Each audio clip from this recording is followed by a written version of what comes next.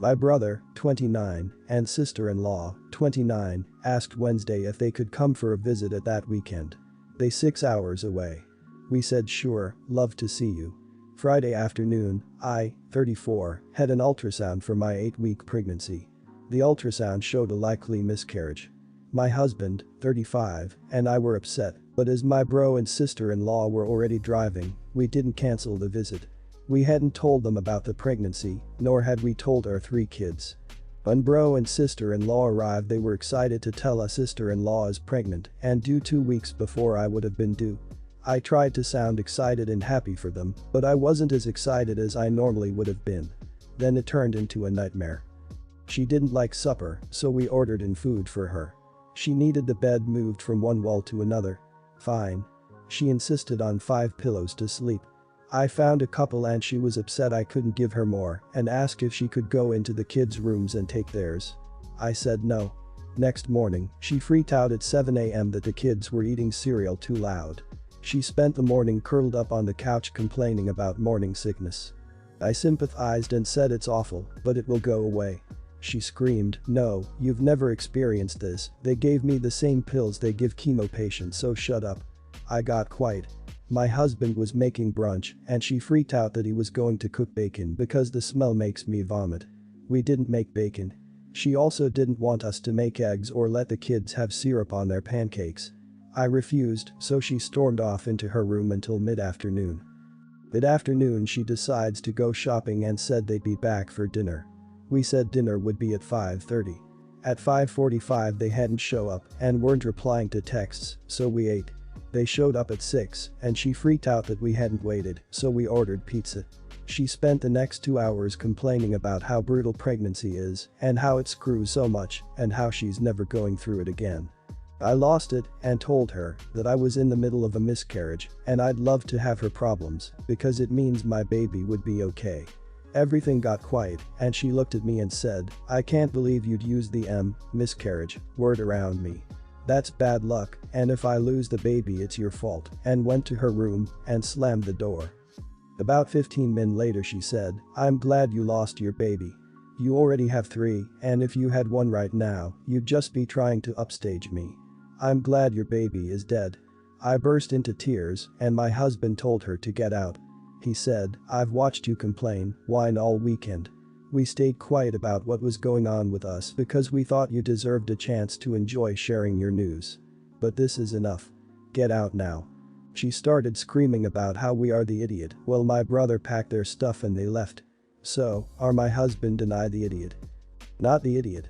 Is this unusual behavior for your sister-in-law? I can't imagine being so entitled when visiting a relative. Her behavior was unreasonable all weekend while you and your so attempted to accommodate her. There is no excuse for the way she spoke to you, and you are in no way an idiot for enforcing boundaries. For example, someone who is being incredibly disrespectful and doesn't live here has to leave. I am so sorry for your suffering with the loss of your pregnancy and baby. Not the idiot. What the hell? The fact that you feel the need to ask this here says so much about the way your sister-in-law treated you. Obviously, sister-in-law didn't know you were suffering from your miscarriage until you told her, but that in no way excuses her behavior. If she knew you were pregnant, that just makes the whole story worse, because who the hell treats a pregnant woman that way? And the way sister-in-law reacted when you told her about your miscarriage just seals the whole thing. You sound like you acted like a freaking saint through the whole ordeal, and sister-in-law overstayed her welcome the second she started making demands. Not the idiot. At all. And is there any chance she's not actually pregnant? Her comment that it would be your fault if she lost a baby was a red flag for me, like she's looking for a possible out down the road. That, plus you mentioning divorce was right around the corner and she would be losing her meal ticket. I'm currently pregnant with my 5th, and while I definitely have easy pregnancies, I could never, ever understand treating other people this way, no matter what your symptoms may be. I will try to keep this short. My girlfriend recently asked to move in with me since her lease was running out and the landlord did not want to renew it, and given she makes a little above minimum wage in my country, finding a rental place is semi-impossible for her. If you make minimum wage or on welfare, government rental housing is available. If not, and you are between minimum wage and middle wage, you are screwed, so it was moved back to her parents or move in with me. Well, I was reluctant given we have only been together for a year, I love her, and let her move in. I inherited money from my uncle which I used to buy my own house. It has been going really well until yesterday when she asked me if her best friend could move in for a while. Now this best friend of hers is a mess, to put it bluntly. She can hardly keep a job, drinks enough to pass out at least once a week, smokes inside, got kicked out of her place for not paying rent, etc. So obviously my answer was no. She retorted by saying it would just be for a few weeks, to which I said, even if it was for a day it would be a no. She got mad saying I did not care about her friend, and I shrugged and agreed saying I indeed do not care about her friend, that's her friend, not my friend. Well, this turned into a huge fight where she tried to have me sleep on the couch. I told her I was not sleeping on the couch in my own home, and if she wanted to sleep somewhere else, she is welcome to. Today I went to work and she had the day off. Our argument was unresolved, but she was still asleep, so I did not feel like waking her up and arguing. When I got home 9 hours later, I see a load of suitcases in the hallway. Confused, I walk into the living room and I met with her best friend and her best friend's boyfriend.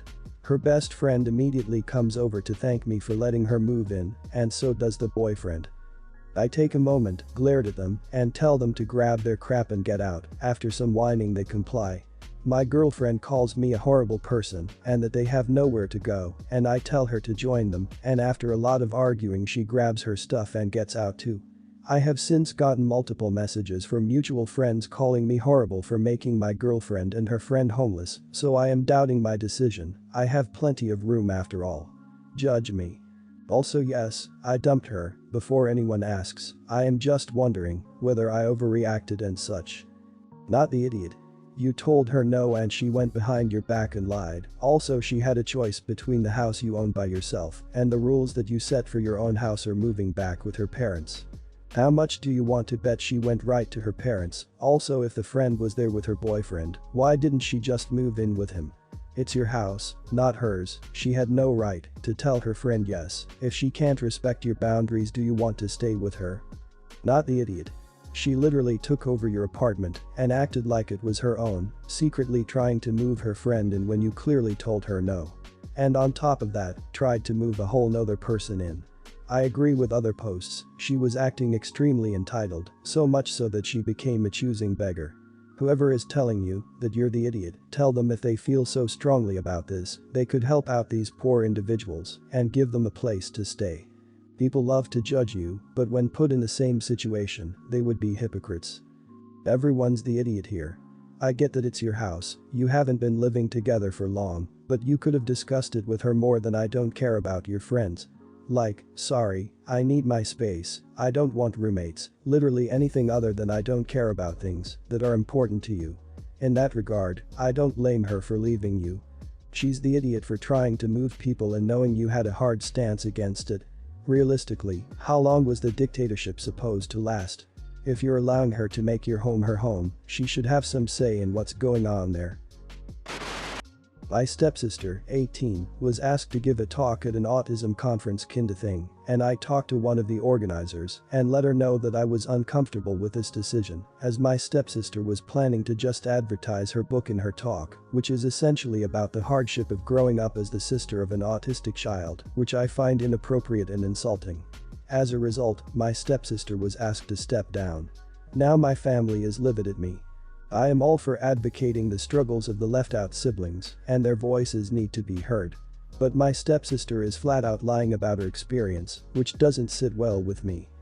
I was diagnosed as on the spectrum in my childhood, but found the diagnosis to be virtually irrelevant later in life. I rarely let people know about it, and nobody has ever suspected I could be autistic. My parents divorced about 5 years ago, and my father remarried quickly after. So when I met my stepsister for the first time, she was 13 and I was 20. We are not close at all, and I am not close to my father. We never lived together. We only saw each other a handful of times in the previous years, only for a few hours at a time. I tried to bond with her initially, but she wouldn't shut up about how crazy I was and how strange it was for her to know somebody with autism. She compared being autistic to being a bad guy and all that fun. My father is an idiot, so she undoubtedly got that from him. I didn't blame her, but stayed distant after I realized that her weird fascination with my craziness didn't lessen as she grew older. She kept telling me that she wanted to become a therapist to help people like me live a good life. Last month, my father let me know that she was publishing her first book on autism. He was incredibly proud of her accomplishment and told me how she wanted to give a talk about it at a conference to reach the right audience and give expert advice based on first-hand experience. I thought it was a joke at first. When I found out it wasn't, I was horrified and finally decided to talk to the organizers of the conference. After all, attempts at talking to Stepsister failed. I tried to be nice about it. I didn't want to come out and be like, hey, she's a fraud and full of crap, so I worked it carefully, something along the lines of I'm uncomfortable about my stepsister using me as a reference in her book, as I don't agree with some of her points and fear that the audience would take offense. The decision to ask my stepsister to not speak was not made by me. To be clear. The book is all about her, whining about how hard life is when you have a mentally ill sister and how hard it is to cope. It's complete fiction, save for the fact that she's clearly referencing me as the sister throughout. My family is now mad at me, even my mother, who hates my father and his new family, says it was wrong of me to talk to the organizers. Am I the idiot? You're not the idiot. Was it maybe not entirely right to ruin a chance she's had lined up and worked for? Yeah, probably not. Getting published isn't as prestigious as it used to be, but it can still be difficult. But to claim fictitious things as truth to sell books or put up a poor me facade seems deserving of being called on her crap and letting whatever happens, happen. If she was truly wanted by the conference, they could have called her and got her side of the story. Not the idiot. You didn't trash talk her to these people or act petty. You even tried to talk to your stepsister first, multiple times it sounds like. Frankly, if the book contains inaccurate things like referring to autism as mental illness rather than a neurological condition, it's probably better that she doesn't speak. It's unfair to you, but could also end up harming or misinforming someone else about autistic people. Sounds like you were perfectly reasonable. Not the idiot. Holy banana crackers, another one with a selfless, I had so much hardship due to siblings condition, aren't I a wonderful persona? Is it something in the water? You're not somebody's leg up to recognition, you are a person with thoughts and feelings, and they deserve to be heard. Stepsis sounds like an absolute wannabe, try-hard who thinks knowing somebody with a disability makes her all rolled into one because she struggled growing up with them. So I have a cousin, we're both 18, and let's call her Kyra.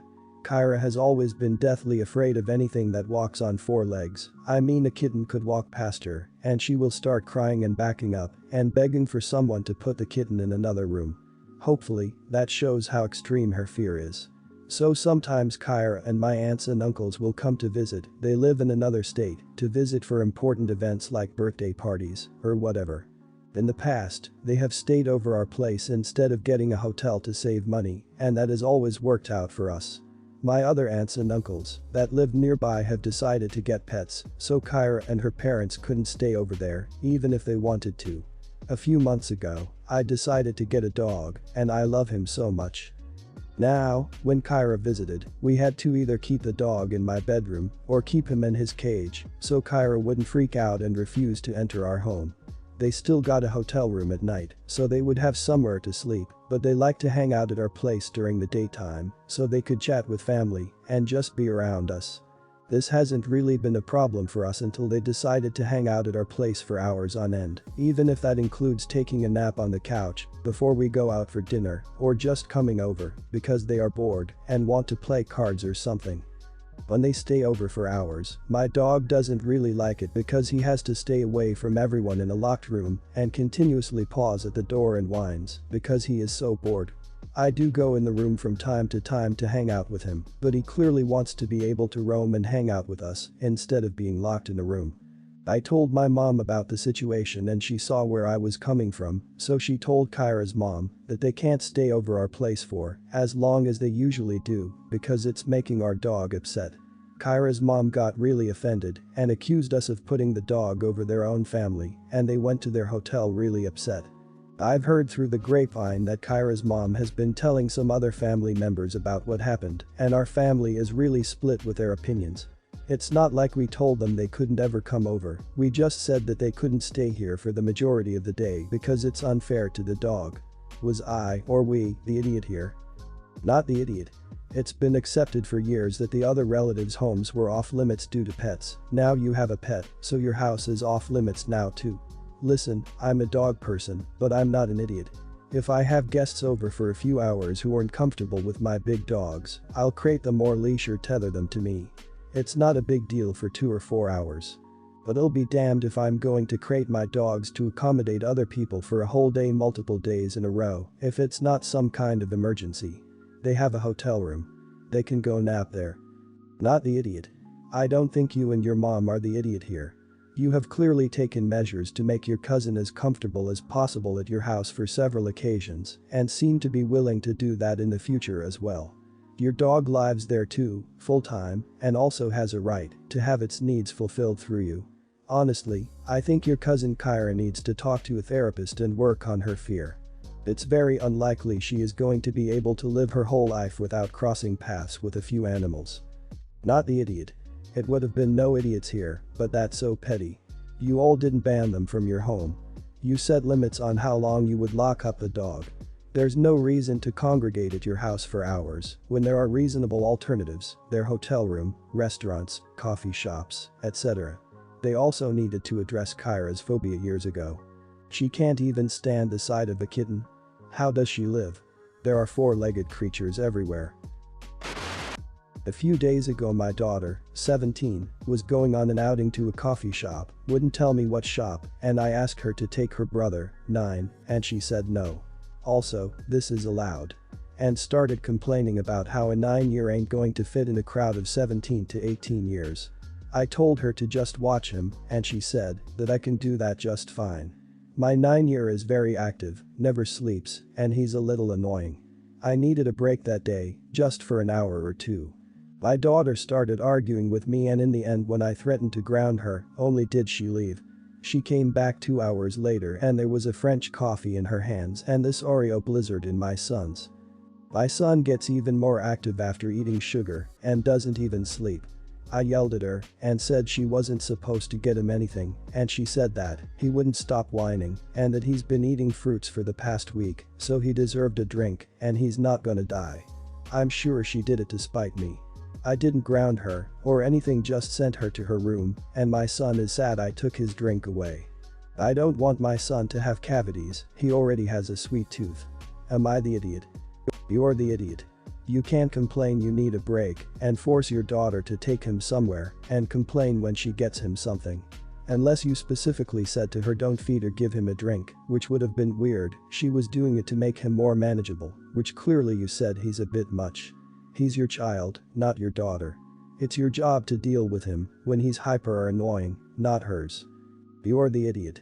There's already a bunch of comments about how your daughter isn't free childcare, which is absolutely true, but also, you force her to take your son with her, then gets mad that she got him ice cream. You said that she wasn't supposed to get him anything, and on paper, it's easy to not get a kid something.